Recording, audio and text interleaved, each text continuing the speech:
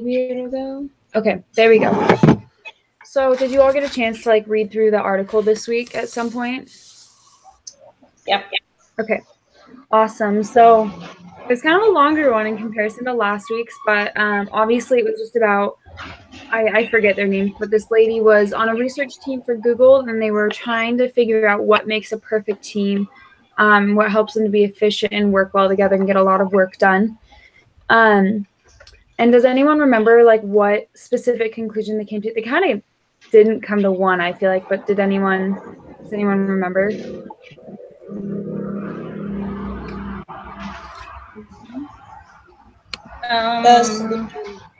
You can go ahead, Ellen. No, I always interrupt you. You go, and then I go. Okay. They concluded that psychological safety was important to having an effective team. Okay, awesome. So with that in mind, there's a couple of questions that they want us to discuss today. The first one being, from your personal experience, what have been key behaviors in effective teams? And I know I saw Allison.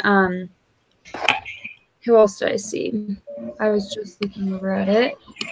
But I saw a couple of people had posted already about questions. I'm going to pull it up too. So I work on an Apple, and so when I do the Google Hangouts, I have to switch over to the other desktop really fast and try to reopen everything.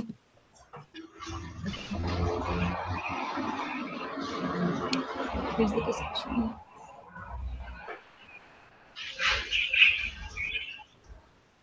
Okay, I have that open now. So what are some of the key behaviors you guys have noticed in really effective teams?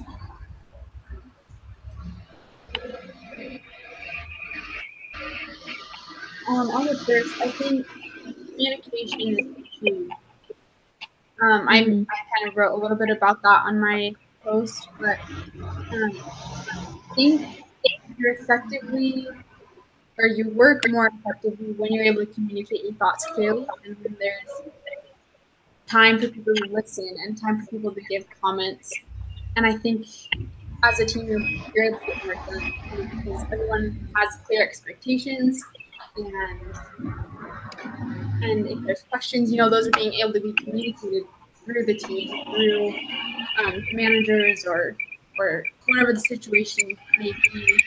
Communication helps refine the process and refine the team. Yeah, thank you for that. I think a lot of communication is honesty. And he talks about that here, and we'll get into this later, but when you feel safe, like you're able to be honest, and then your communication improves. I think that's a big part of effective teams. Elena or Emily, did you have any thoughts on that? Yes, like honesty, but not the kind of honesty like Dr. House. Like he was honest and very rude. But honesty, and we all can show that we are vulnerable. So even if we are honest and we make mistakes, we are not gonna be criticized, because some people are afraid to be honest when they say no because they are going to criticize me. And part of the vulnerability was when this guy opened up about the cancer thing. That was not, it was a topic that was not directly related to the work environment, but everybody changed the point of view about him, and they were able to open up about their own weaknesses. So, and this is how you can have more compassion and you can care about people you work with. So they are not only employers or teammates, but they are people. You care about them. Yeah, I saw you. You talked about that in your weekly post, and I really liked your comment about how before even starting a project, you take the time to get to know the people and help them know that they are cared about. Because I feel like it's really easy to just let's get this done. And they kind of talked about this in 7 Habits this week about how people oftentimes are just trying to check off their list. They're not trying to get to know people and build the relationships along the way. They're just going for those critical, crucial things, and they're not taking time to build those relationships. And now that you're talking about this 7 Habits book, I remembered an example that the author gave, like when he was in the subway, and then this guy with 5 children got into the subway, and they were messing up a lot, and everybody was really mad at him. And then he said, like, hey, why don't you pay attention to your children and tell them something or whatever. But when the guy replied like, oh, sorry, his mom just died, just passed away like a few minutes ago, and so that's why they all, not only the children but the guy, were disconnected. Everybody changed their mind and their attitudes, and so the important part is to know that people are the way they are because of a reason. Even those people, like in working environment, like those people that are difficult to deal with,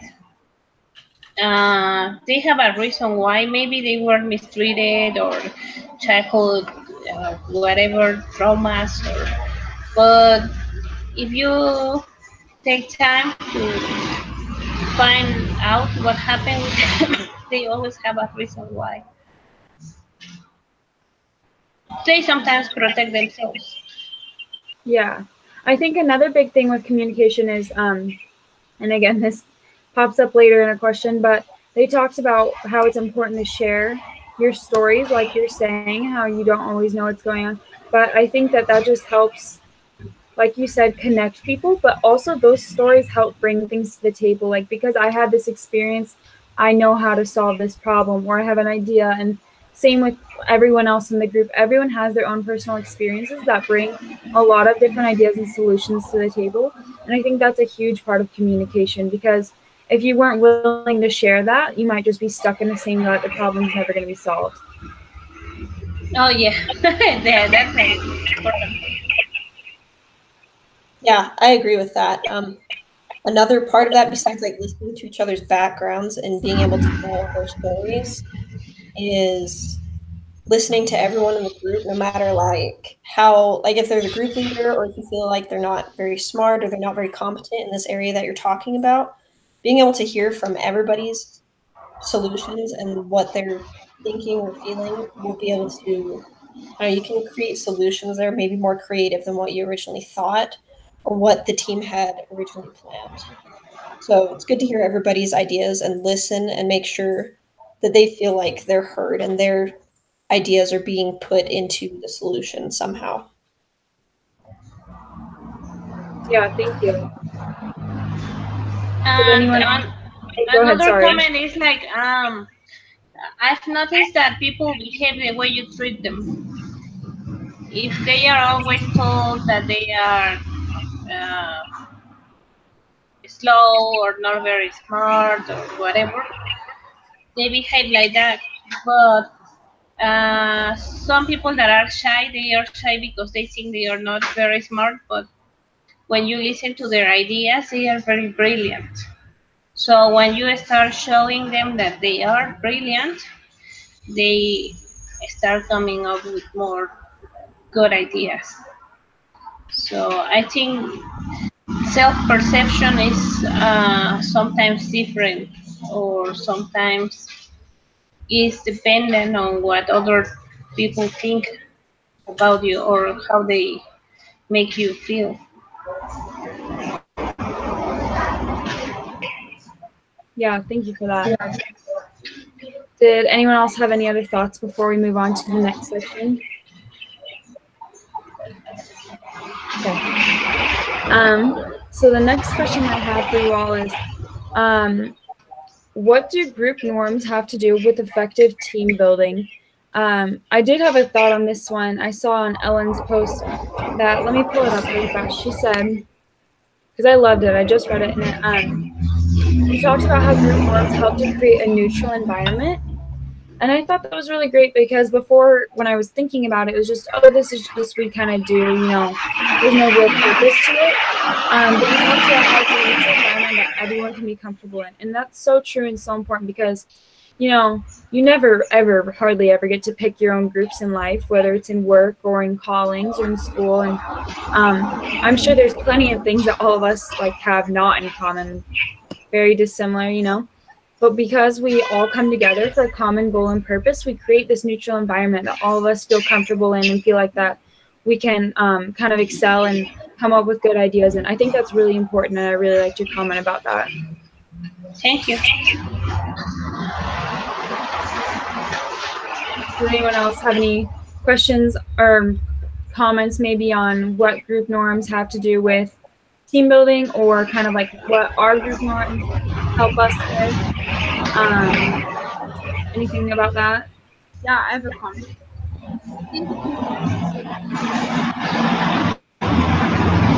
Can you speak a little louder or something? I can't hear you well. The sound breaks. Can you hear me better?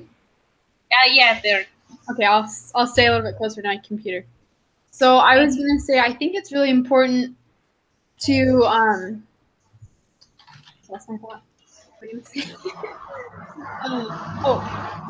It's super important to like take a step back from your group and the heat of the moment and what's going on, because we can get so focused and so caught up in that. And take a step back and say, hey, what are the group norms? What's going on in our group? Because I think if you take time to reflect upon that, you can find the things that are either hindering or holding your team back. And then you can pinpoint it and hopefully bring that to your group's attention, or you yourself initiate an action to help change that group norm. Because there are good and healthy group norms, and there's unhealthy group norms. So I just think taking a step back from the go or the task-oriented mindset of a group and focusing on like the healthy and unhealthy group norms can help you progress through a group. That's kind of like they talked about in 7 Habits, how there's the 4 quadrants, you know. Yeah. You want direction. I think that's really fun because I think group relationships are crucial and important. It might not be the most urgent and pressing matter as a due date might be, but like without that, you're not meeting your due date. It's just not going to happen. Mm-hmm. Yeah, I think it's important to, just like in 7 Habits, to focus and take a step back and look at all of those quadrants, look at all of the things, the dynamics that are creating the dynamics of the team itself, and then see where you can improve or see where you can better use your time or your talents.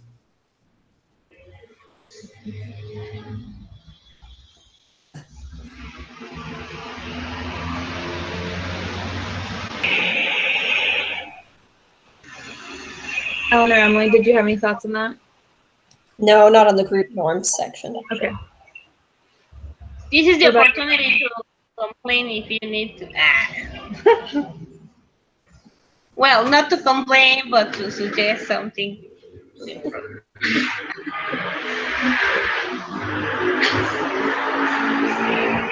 Okay then. What are a couple of our group's norms?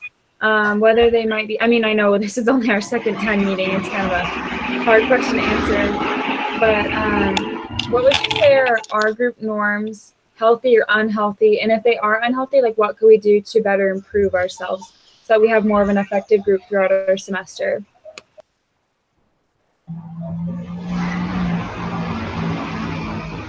just thought of this just now, and I don't know what you guys think, so let me know your thoughts. But what if we, like ourselves, maybe thought of 2 questions that we could present to the teacher, kind of help facilitate, even the discussion. What are your guys' thoughts on that? I couldn't hear you. 2 questions to facilitate the discussion about what? Yeah, so there's a discussion leader. Oh, sorry. I think it might help if you I've been like muting my computer when I'm not talking, and it kind of gets rid of that feedback. So that might help a little bit too. Okay. I think that's a good idea. Okay, so I'll just say it one more time so Ellen can hear. So I said, what are your thoughts about, so this discussion leader is already coming ready with questions, ready to help facilitate the discussion. So what if, I mean, it's not like mandatory or anything, but just in the back of our minds, what if we come to this discussion with 1 or 2 questions that we can ask from our point of view or from our personal experiences maybe, that might help facilitate the discussion even further? What are your thoughts on that? I'm going to mute my microphone so you can hear me, or you can hear each other. I think it's a great idea. I know that, like, I thought you were really prepared last time, but then looking at the questions today, it was kind of like, well, a lot of these are hard to answer since we haven't been together that long. So I do think that it would help make the conversation more personal to us rather than just a group assignment type thing. It would help. I know it would help me get a lot more out of the conversation if it's a question that I personally ask the group. Yeah, I agree with that, Molly. I think that's a great idea. Yeah, sounds good. Okay. Well, awesome. I'll try to come up with a couple of questions for next time outside of these ones. The next question that the professor poses is, how does psychological safety in a team increase overall effectiveness?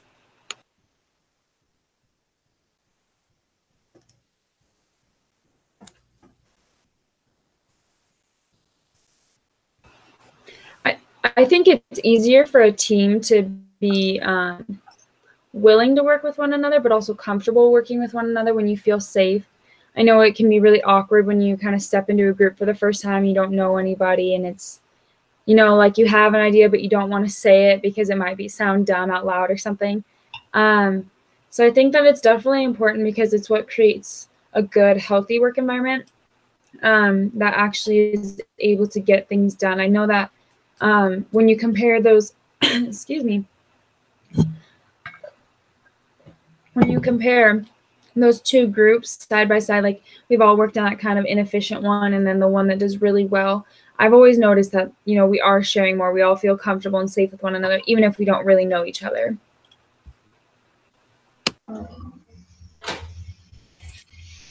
Yeah, that's a good one. I don't know. I think if you are starting business, you most likely read or are going to read this book, Good to Great. And one part it says that great companies make the difference with good companies because they make consults, and all employees can, like, no matter how or what the position is, even the lowest level, they can openly talk about the things they don't see well, like weaknesses or things, or they can, like, a constructive critic, they can give it openly. They are not going to be judged. And it's the same thing that we read with this Ricardo Semler reading, that they were able to evaluate their bosses, talk with them, and talk about them.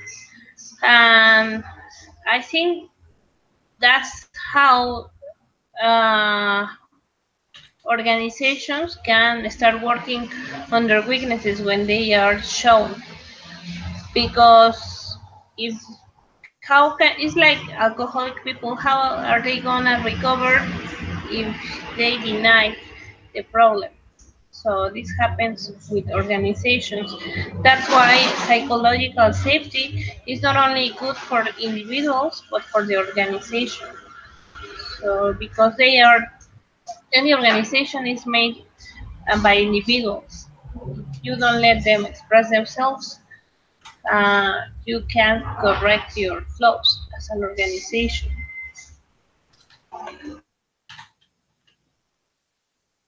I agree with that.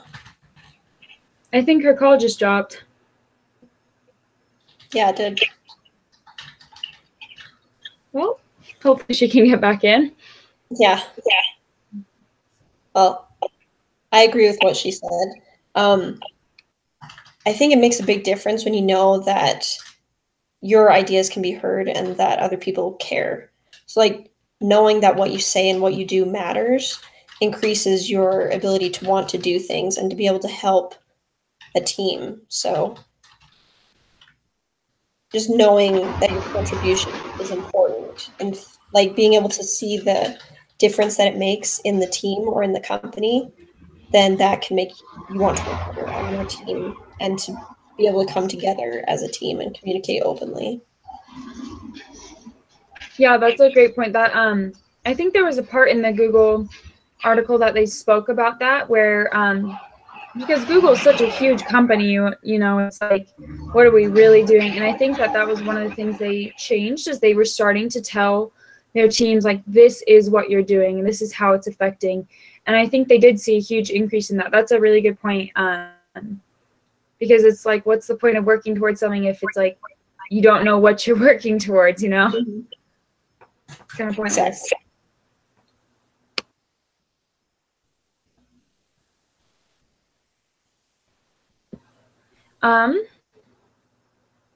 So we've talked a little bit about how psychological safety is really important in a team environment, but how does empathy play into that? And communication, like we talked about before, how can we tie all that back together and add in empathy with that? Okay, I have a quick comment. So I think empathy is huge because I think it's really important with that psychological safety that we really are truly showing that we are sincere about, you know, the concerns that the teammate has or that the things that are going on in their life, that we show concern, because then that creates the safety net where they feel comfortable enough to share their experiences or to share what's going on and why that's affecting them, why that's affecting their performance. But I want to play devil's advocate at the same time and just make a comment that I think it's also important when there are these pressing, you know, psychological concerns outside of the workplace, that you take a step back yourself if you're going through those psychological issues or something that's going on that's affecting your performance, and you take a step back too, because that can affect. I know in my work right now, our HR manager, holy cow, like, I try to empathize with her, and you know, and I try to be the nicest person I can with her, but she brings her problems to work and she hinders the work of other people through her actions. And she takes it out on other employees. She's the HR manager and she takes her problems out on the employees. And so I think it takes both sides. You have to be willing to empathize with a person, but if you're going through that, you also need to realize that the person that's empathizing with you doesn't need to empathize that much with you all the time if you're just kind of sure. I know that's an extreme example, but I just think it's important to think from both perspectives. So that's my comment. No, that's a really great point. I've definitely been in a situation like that, and it's really frustrating when you're just trying to do your job and nothing is getting done. Here's a thought I just had though. So I'm in it's called Methods and Mindsets of Design Thinking right now, and it's a class that kind of teaches you how to be a good, valuable group member. And we're supposed to, I'm having a really hard time with this part, but we're supposed to be learning the difference between sympathizing and empathizing. And I feel like that can kind of relate here. Do you guys have any thoughts on what one is versus the other and how one would be more valuable in the workplace than another? No idea. To me, they sound the same, but I kind of get it, but every time I think I'm getting it, it's almost like a psych class where you think you're getting it and then they're like, no, think harder. You know what I mean? So if my understanding is correct, I think sympathizing is like, I'm really sorry that happened, you know, like that really sounds like a sucky situation. And empathizing more is being honest, like, I don't know what you're going through, but I'm very sorry. Like, see what I mean? Like, it's so hard to figure out the difference. But I think it's more getting on a personal level, and trying to understand how they feel rather than just like apologizing for how they feel. And I've been thinking about that a lot this week as I've been going through the lessons, just trying to kind of connect those two classes, because I feel like there is a connection there. I just haven't been able to make it yet, and figuring out how that would help in a psychological environment. Because like you said, like, as much as you want to sympathize or empathize with people, you can't always do that in a work environment. Like, sometimes people just really need to figure that out. Do you guys have any thoughts, or am I just going crazy here? No, you can go ahead, Alice. Okay. I think the difference would be like sympathy is like when you're visiting teaching or someone is visiting teaching you and they're like, let us know if we can do anything to help. And then they kind of just leave. They don't actually help. Or maybe they look around and they're like, oh, we're sorry you're sick. Like, here's a casserole. Like, sympathy, it doesn't really fix the problem. Empathy would be like sitting down, listening to them, hearing their problem, and trying to think of ways yourself that you can help them without them asking for help. That's a really great way of putting it. Like, just trying to bring yourself to their position and like, what would you want help with if you were in that position, and like trying to do that. And like, just sit down and do the dishes for you without you asking type thing. That's a really great point. Go ahead, Alice. I love that. It just makes sense. And okay, but one thing, I don't know if it's like totally 100% accurate, but I learned in one of my English classes that I think it's empathy is you've personally gone through the situation, and so you can actually, you know what the person's going through, whereas sympathy is like you're saying, like, you feel sorry for them, you want to help them because you don't know what they're going through, but you want them to know that you care. And I think empathy is you've actually gone through it on like a technical term, but I love the way you put it. That was spot on, I think. I think you're right. Yeah, that was an awesome example.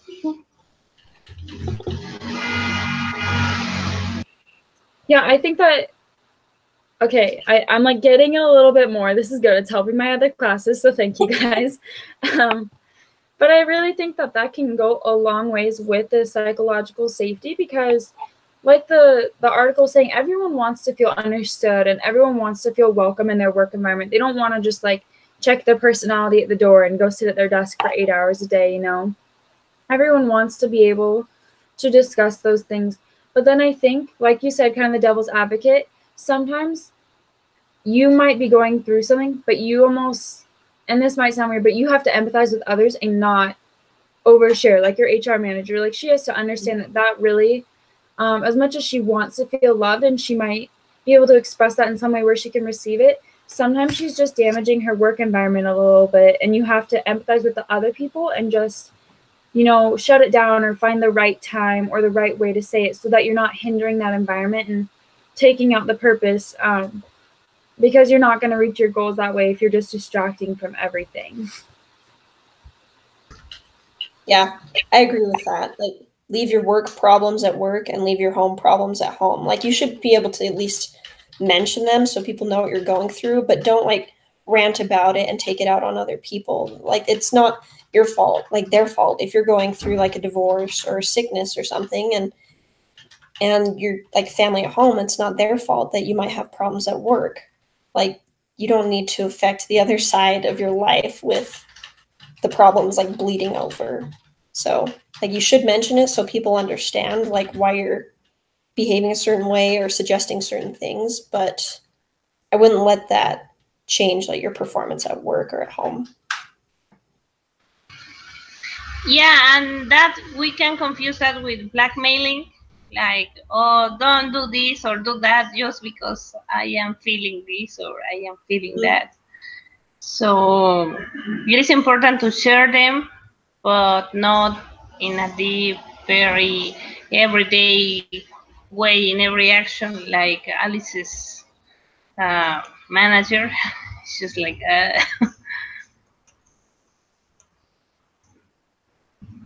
And I feel like when that happens, those awkward situations, it almost does the opposite effect. Like she's trying to share and become closer and feel, you know, important, but it's almost driving, in my experience, kind of drives you away because you just feel so awkward that you don't know what to say. You don't know how to react. And so you almost like, you know, you see her in the break room and you're like, oh, got to go back to my desk or something, which it sounds terrible, but I think it really is a really fine line and balance of what is really productive in a work environment to share and can help your team and make major improvements in your just how you all work together, or it is just going to tear you apart and no one's going to want to hang out anymore. No one's going to want to be around one another because it's just awkward. It doesn't make for a good work environment, and it's seriously like a thin line that you have to figure out which side you need to be on. I like the example that we had because this guy was about to die and he didn't mention anything at all until the moment and in the portion that the team needed to know. So when he saw that it was going to be something to help the team or to help people, he said it. And he said it in 2 lines. He didn't say, oh, and then and my radiography and we went and I vomited this morning, and so not much, like only consistent statements. So I think that it's good to share as long as you think in advance what impact you want to cause with sharing it. Like, of course, thinking about a positive impact. And if you see that it's going to cause a negative one, so you should refrain yourself.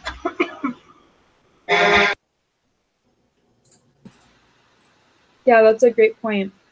It's definitely important to think about how it's going to affect people, and that goes back to the empathy, like how is this going to affect my workplace and the day that goes on in it. Kind of going off of that, how does, I mean, we've talked about this a little bit, but how does sharing those personal experiences, how does that affect your team, like specifically? Do any of you have an experience with that? I was trying to think of it when I was answering the questions, but I couldn't think of a specific experience like that for me.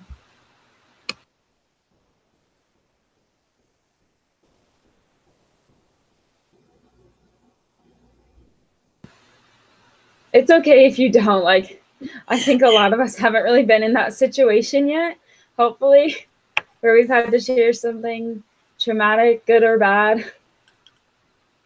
I have a little bit at my work. Like, not that like my boss didn't explicitly share with us, but his daughter is going through like cancer treatment right now. And she's just like 3 years old, I think. So it's really scary. But then I understand a lot more, like, oh, like why you might be behind on like giving me feedback or being able to like meet with me when I have questions, because he's been like going to her treatments and stuff and being gone all the time. So that kind of helps me to understand that, like, okay, yeah, you're human too. I'm not expecting like strict deadlines or anything from you, or like expecting him to be there for me every single time that I need him, because he has his own problems. So I feel like that's helped the understanding between us, that I'm like, I'm not mad at you because I didn't get help when I needed it. So. And I feel like I wish I would notice these things sooner, but I feel like when you see someone being vulnerable like that, it almost makes you like admire them more somehow, because, or once you know that, because it's like, yeah, someone could be a great worker before, but anyone could be a great worker, right? And then you see that they're going through something like that, and it's just like, how are you doing so well at your job and supporting others while going through this crazy traumatic experience? Because I know I wouldn't be able to do that. And I think that's a personal goal of mine, is to recognize that in people who I don't even know about, like recognize those really great working traits before I even know about their backstory, because like sometimes that's all you see is that front facade that they put out. And I think it's important to notice that even during those times.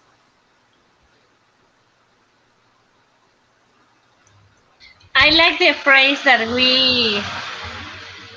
I think they repeat this phrase last conference, but they had already said that whenever you meet someone, treat him or treat her like if she or he had been through a big problem, because they are normally going through big problems. So even if you don't know people, this is important, like why to be kind to everybody. And they are going to be more open to tell you what's going on with them at the right moment, or it's better that they open up with you. And when you have more information, you are able to manage situations more, like Emily was saying. She doesn't expect him to be with her with every question or whatever, and because she doesn't expect that, she has a plan B, like, oh, okay, I'm gonna research by my own, or I'm gonna ask another person, or I'm gonna, so she can think in advance, like what other things to do without him, or trying not to use all his time. So I think having information about other people is very important to be effective. I think I remember that quote. It said something like, treat everyone you meet like they're facing a huge life problem, and like, I don't remember, but it was like 50% of the time you're right. But he said, in all honesty, it's so much more than that. And it's true, because even if it might not be a big problem to you in your perspective, it's a big problem to them that they're facing. So to kind of wrap it up, take it full circle a little bit, what can we do as individuals to initiate effective team behavior? And I would even say, maybe not even effective team behavior, but how can we just be good team members and encourage others to do the same? I liked, and that's something I've been practicing, like 1 year ago or something like that, like BYUI devotional with President Eyring. The topic was say hi to everybody. Say hi, even if it's only a hi, hello, or whatever. Like, don't ignore anybody, even if it's the cleaning lady or whoever on the street you come across. You say hi, because we can have a big, deep conversation with each of them. But saying hi, you are showing them, like, I know you are there. I am not ignoring you, because there are some people that think they are ignored, and that's very sad. So I think the the icebreaker part, and that works for me. I sometimes go to teach English to some companies. We get very early, and only cleaning people are there. And hi, good morning. Hi, how are you? Or if it was a holiday, hey, how was your weekend? Or how was what did you do? And they share 2 or 3 phrases very fast. And later on, they start saying hi and bye, and they talk to you. And it's the same way you treat executives in high positions, you treat others. And this is good, because you can create a better environment.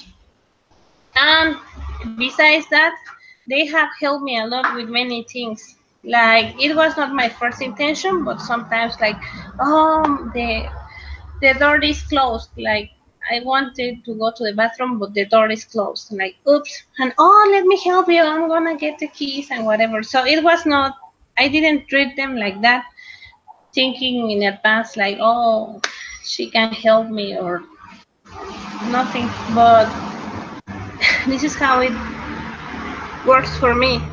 Like, even saying hi is very important. Because if you just met a person and you say, hey, how was your childhood? They are going to look at you like, what? I think it's even like, yeah, like you said, you start with hi, and then sometimes you end up talking about weekends or whatever.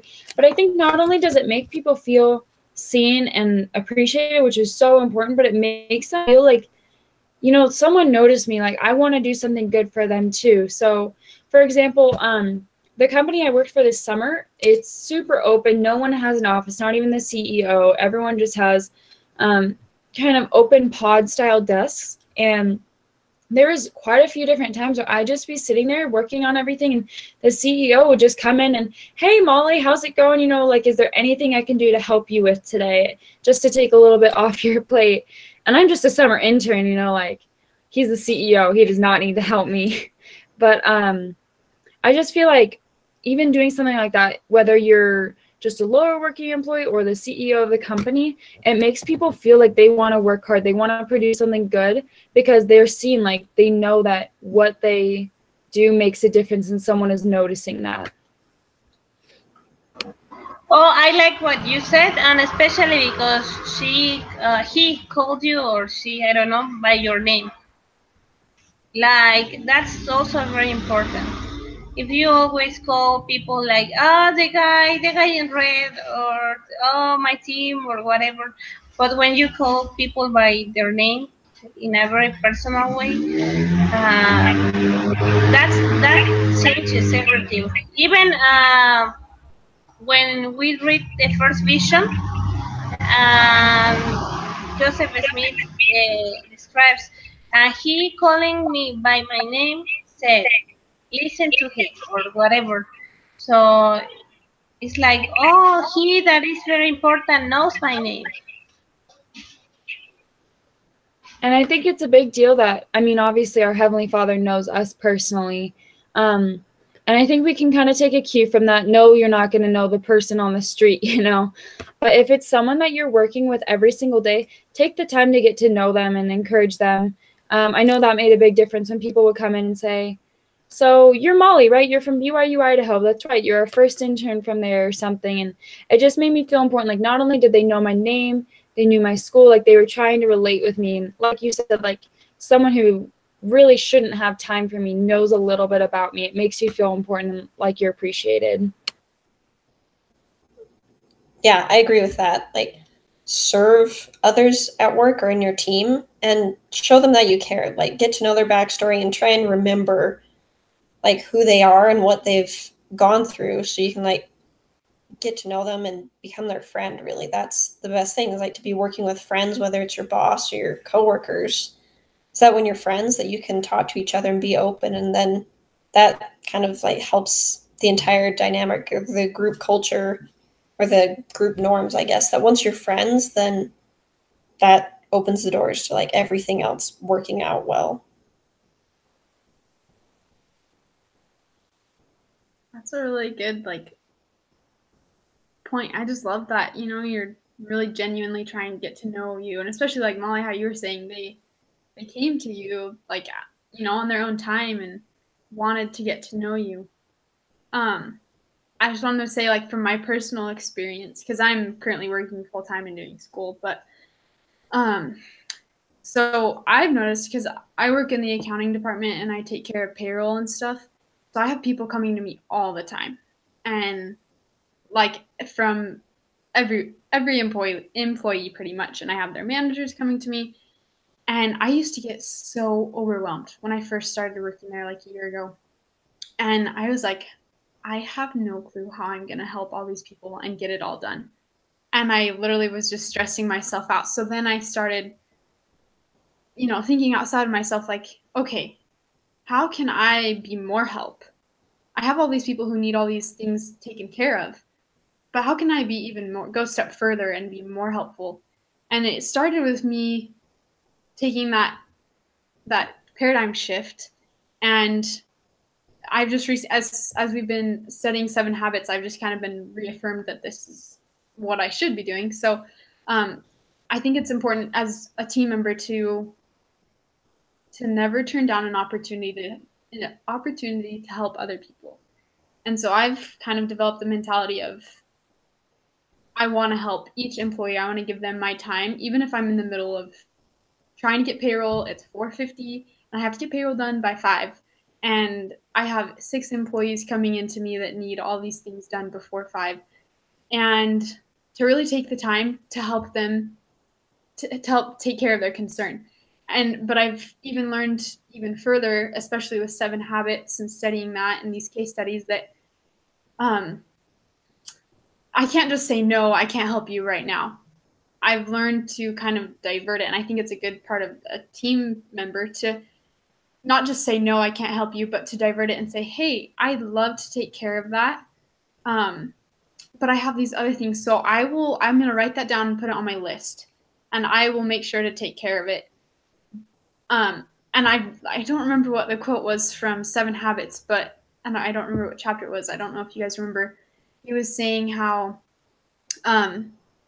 he went to the top analyst or something that he knew he could get the job done, and this guy had a million things on his plate, and he turned to him and said, I think he wrote on the board and was saying, these are all the things I need to get done.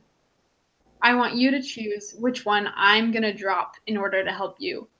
And so I thought that was a really neat, experience that he went through.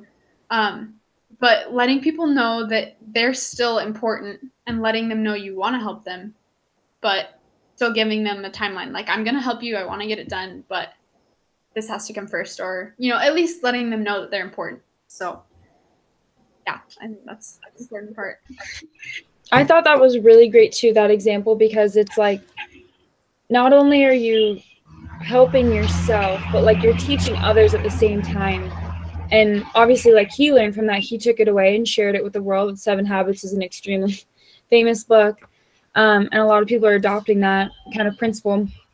And so I think it's really great because you're helping improve your own work area, others' work area, and you're teaching others at the same time. It's 3 checks right there, which is really great.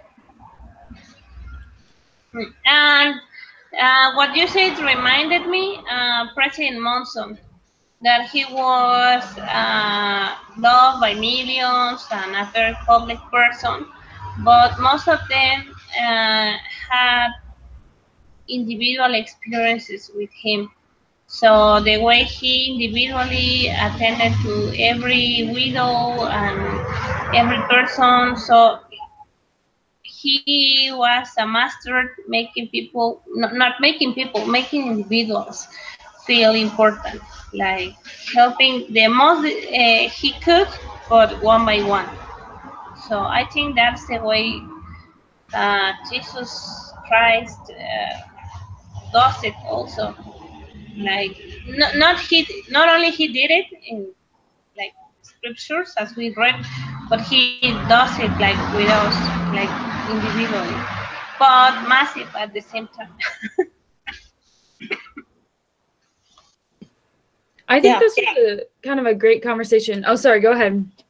No, I had one last thing. It's I love what Ellen just said. Make time for each person individually and let them know that you care about them individually. Like you would want, for your child, or you as a child, you loved it when your mom or your dad would read you a story, just you by yourself, or take the time to talk to only you, and they took the time out of their busy schedule or their bedtime routine or whatever to come to you and make sure that you were loved and cared for. So you would want that for other members of the team or coworkers, to let them know that you love them individually. I just was going to say, I really love that. I think this conversation was supposed to be geared more towards teams as a whole. How can we make those work?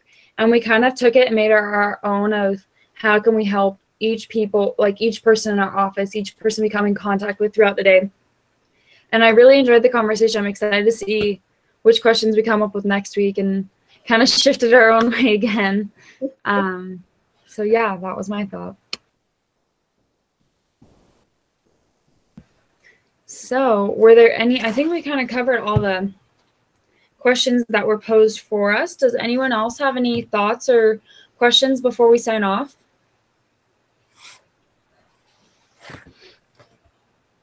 Okay. Well, thank you guys so much, especially about... Wait. Sorry, go ahead. I forgot that my mic was mute. Yes, I was looking for